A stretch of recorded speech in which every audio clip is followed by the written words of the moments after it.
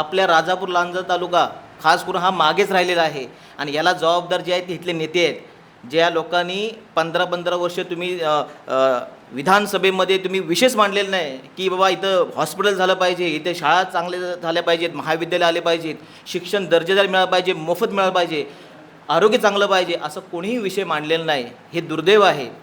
मला सांगा, तुमच्यासारखा एक पिढी घडवणारा शिक्षक राजकारणात येतो, याच्या पाठीमागे तुमच्या पाठीमागे कोणाची प्रेरणा आपण घेतलात? साहेब इकडे बघा की काम करण्यामध्ये जर विचार केलात तर थोडा आम्ही आदर्श जो आहे तो उदय सामंत साहेब, त्याचप्रमाणे आपले भैया सामंत साहेब यांचा आदर्श आहे। कारण ते व्यक्ती काय बघतात, काम बघतात, त्या माणसाची समस्या बघतात, त्या समस्या सोडवण्यासाठी हे दोन बंधू जे आहेत हे कायम अग्रेसर असतात आणि म्हणूनच आम्ही त्या अगोदर जाहीर प्रवेश केलेला आहे।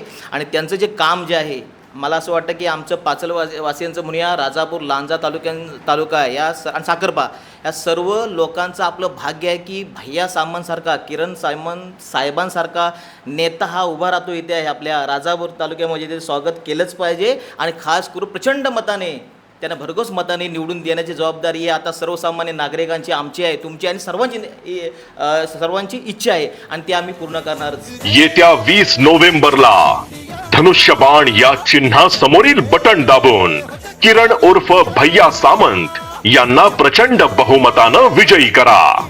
लक्षात ठेवा, आपली निशाणी धनुष्यबाण।